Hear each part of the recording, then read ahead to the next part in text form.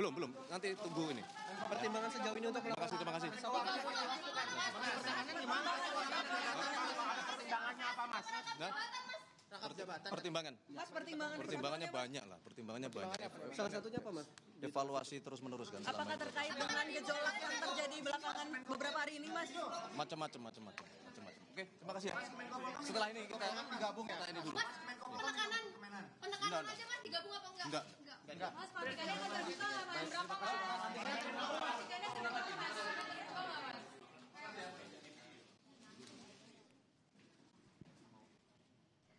Ya, saudara, itu tadi pernyataan resmi dari Menteri Sekretaris Negara Mensesnek Prasetyo Hadi didampingi oleh Seskap Teddy Indrawijaya.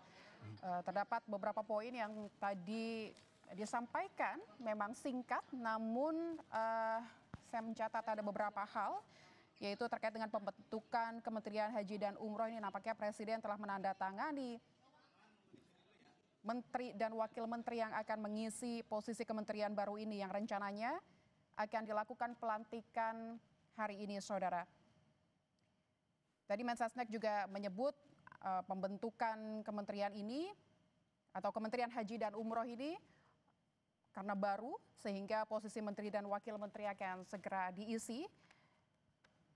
Selain itu juga ada perombakan atau perubahan susunan Kabinet Merah Putih terkait dengan pertimbangan dan evaluasi yang dilakukan oleh Presiden Prabowo, yaitu ada di 5 kementerian nampaknya, saudara. Yang pertama adalah di Kementerian Koordinator Bidang Politik dan Keamanan Indonesia.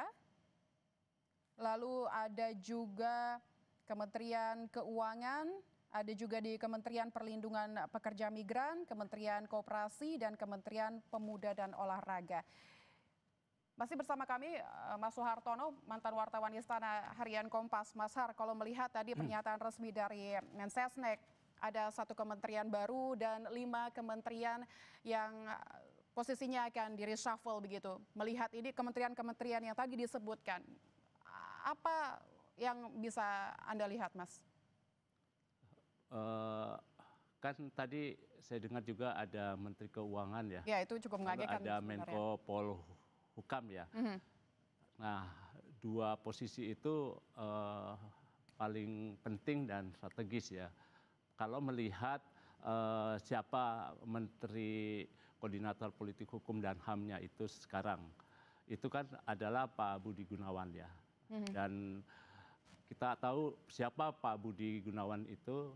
Orang selama ini tahu adalah dekat dengan Teuku Umar gitu.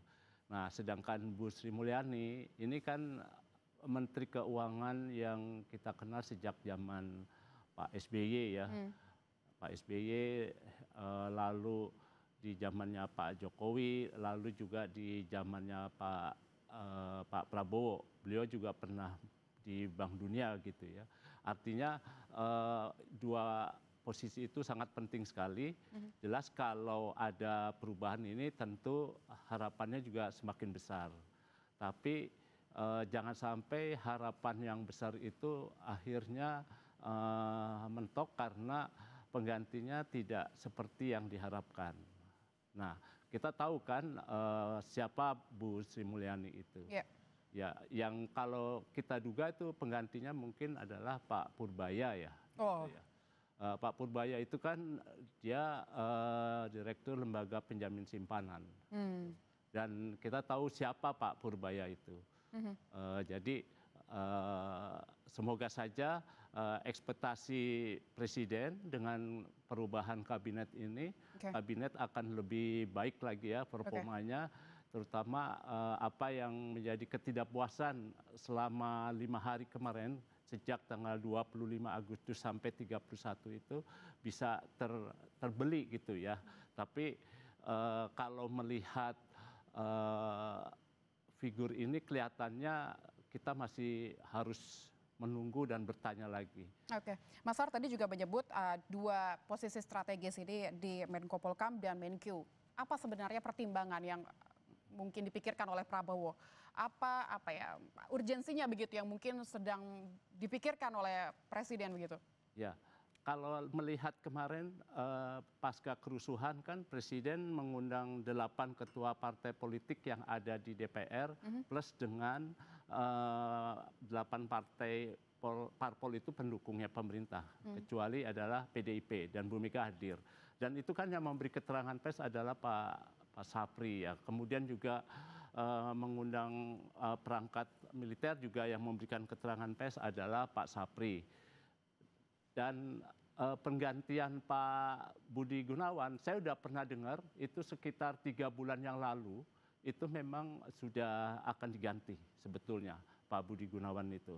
Nah pertimbangannya tentu adalah politik dan mungkin kedekatan ya.